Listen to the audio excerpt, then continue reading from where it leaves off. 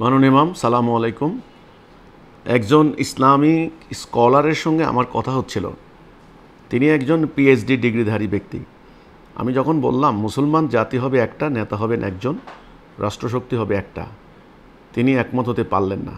তিনি বললেন সব মুসলমানকে একজন নেতার আনুগত্য করতে হবে, এমন কোনো বাধ্যবাধকতা ইসলামে নেই। আমি যখন সূরা নেসার 59 নম্বর আয়াত মোতাবেক উলিল আমরের কথা বললাম, তিনি তখন বললেন উলিল আমর একজন নয়, অনেকজন হতে পারে। এ বিষয়ে আপনার জবাব চাই।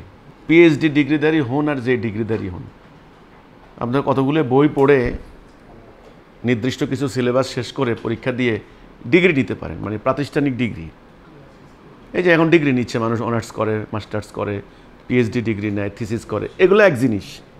আর ইসলাম সম্পর্কে সম্যক ধারণা সেটা কিন্তু আরেক জিনিস। ইসলাম যেটা জীবন ব্যবস্থা আল্লাহর দেওয়া দিনুল হক, এটা নাজিল হয়েছে কিন্তু এমন একজন মানুষের উপরে যিনি পিএইচডি ডিগ্রিধারী ছিলেন না, লেখাপড়াই জানতেন না। প্রথম আয়াতটা যখন আসে, ওনাকে যখন বলা হয়েছে ইকরা, উনি বলেন আমি তো পড়তে পারি না। তাহলে আপনি পিএইচডি ডিগ্রিধারীর কথা বলে কী লাভ হবে এখানে? এই জন্য এটা কিন্তু একটা শিক্ষা, এটা মেসেজ কিন্তু আমাদের, যে ইসলাম সহজ সরল আল্লাহর পক্ষ থেকে নাজেল হওয়া একটা ডিভাইন একটা জিনিস, একটা পবিত্র একটা জিনিস, ঐশী একটা বিধান। এখানে জাগতিক যেমন আছে, আধ্যাত্মিক ব্যাপারটাও আছে। শরিয়া এবং মারিফত এই দুটো নিয়েই কিন্তু ইসলাম। কাজে পিএইচডি ডিগ্রিধারী হলেই যে সব বুঝবেন এমন কোনো মানে নাই। তিনি যে কথাটা বলেছেন, পুরা মুসলমান এক জাতি হওয়ার কোনো কথা নয়। নো, ইসলাম সম্পর্কে সম্যক ধারণা না থাকলে এটা তিনি বুঝবেন না। ইসলামের একটা লক্ষ্য আছে, লক্ষ্যটা হলো আগে, এটা আকিদা। মানুষের একটা লক্ষ্য আছে, লক্ষ্য হচ্ছে পৃথিবীতে মানুষ আল্লাহর খেলাফত করবে। মানুষ যেন আল্লাহর খেলাফত না করতে পারে, প্রতিপক্ষ হচ্ছে ইবলিস, এটা বুঝতে হবে। ইবলিস প্রতিনিয়ত ইনভেস্টিগেশন করে যাবে যেন মানুষ আল্লাহর খেলাফত করতে না পারে। আর মানুষকে আল্লাহ নির্দেশ দিয়েছেন তুমি আল্লাহর খেলাফত করবা, আল্লাহর হুকুম মানবা। আচ্ছা, এই হলো প্রথম কথা। দ্বিতীয় কথা হচ্ছে আল্লাহ রাব্বুল আলামিন দুনিয়াতে দিন পাঠিয়েছেন, একটা উদ্দেশ্য আছে। যেমন আমার হাতে একটা ঘড়ি আছে, এর একটা উদ্দেশ্য আছে, সময় দেওয়া। মাথার উপর একটা ফ্যান ঘুরে, উদ্দেশ্য আছে, বাতাস দেওয়া। এই মোবাইল ফোনের একটা উদ্দেশ্য আছে, কথা বলা। একটা গাড়ির একটা উদ্দেশ্য আছে, এক জায়গা থেকে আরেক জায়গায় নিয়ে যাওয়া। এখন গাড়ি যদি এক জায়গা থেকে আরেক জায়গায় নিতে না পারে, তবে এই গাড়ির কোনো মূল্য নাই। ঘড়ি যদি সময় না দেয়, এর কোনো দাম নাই। ঠিক আল্লাহ দিনুল হক এই পৃথিবীতে প্রতিষ্ঠা না করলে কোনো মূল্য নাই। উদ্দেশ্য হচ্ছে শান্তি, মানুষ দরজাগুলো ঘুমাবে। তাহলে ইসলামের উদ্দেশ্য হচ্ছে আল্লাহর দেওয়া দিন মানব জীবনে কার্যকরী করে প্রতিষ্ঠা করে শান্তি আনা। এখন এই দিনটাকে প্রতিষ্ঠা করতে হলে একটা জাতি লাগবে, একজন দুজনে পারবে না। সে জাতির নাম উম্মতে মুহাম্মদী, মুসলিম মোমেন উম্মাহ। সেই জাতিটাকে পরিচালিত করার জন্য লাগবে একজন নেতা।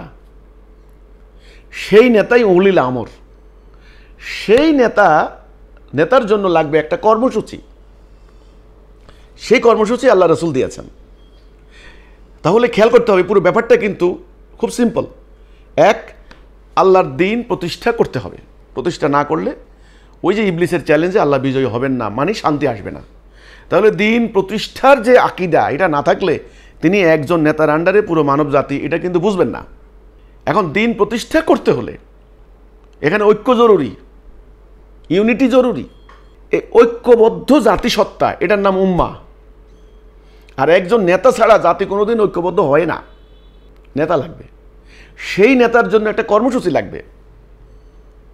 সেই কর্মসূচি মোতাবেক জেহাদ করে আল্লাহর দিন জমিনে প্রতিষ্ঠা করে শান্তি কায়েম, মানুষ যেন দরজা খুলে ঘুমায়। এই হচ্ছে ইসলামের সামগ্রিক আকিদা। এখন যিনি এ কথাটা বলেছেন যে সব মুসলমান এক হইতে হবে, এমন কোনো কথা নেই, তাহলে উনি ইসলামের উদ্দেশ্যই বুঝলেন না।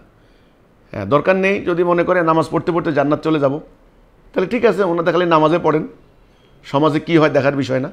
আরেক দল মনে করেন আত্মার ঘষা মাজা করতে করতে আমি ওই যে পীরেরা, আমি একেবারে আল্লাহর কুরবিয়ত হাসিল করে স্বর্গে চলে যাব, সমাজে কি হয় হোক, আমার দেখার বিষয় না। তাহলে ওটা ইসলামের আকিদা হলো না। তাহলে ঠিক আছে, যে যার মতো চলে, ওকে। ওই পীরের মুরিদদের পীর আলাদা, উনি আলাদা ডাইরেকশন দেন। বিভিন্ন মাদ্রাসার হুজুররা, মোহতামিমরা, ওই স্টুডেন্টদের আলাদা ডাইরেকশন দেয়। বিভিন্ন যারা পলিটিক্স করে ওরা আলাদা ডাইরেকশন দেয়। পাকিস্তানি মুসলমানরা আলাদা, বাংলাদেশের মুসলমানরা আলাদা, ইরানের মুসলমানরা আলাদা, মালয়েশিয়ার মুসলমানরা আলাদা, ঠিক আছে।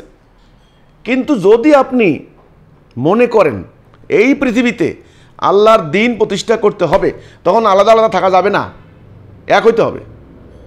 এই জন্য আল্লাহর নির্দেশ ওয়াতাসিমু বিহাবলিল্লাহি জামিআন ওয়া লা তাফাররাকু, ফারাক হইবা না।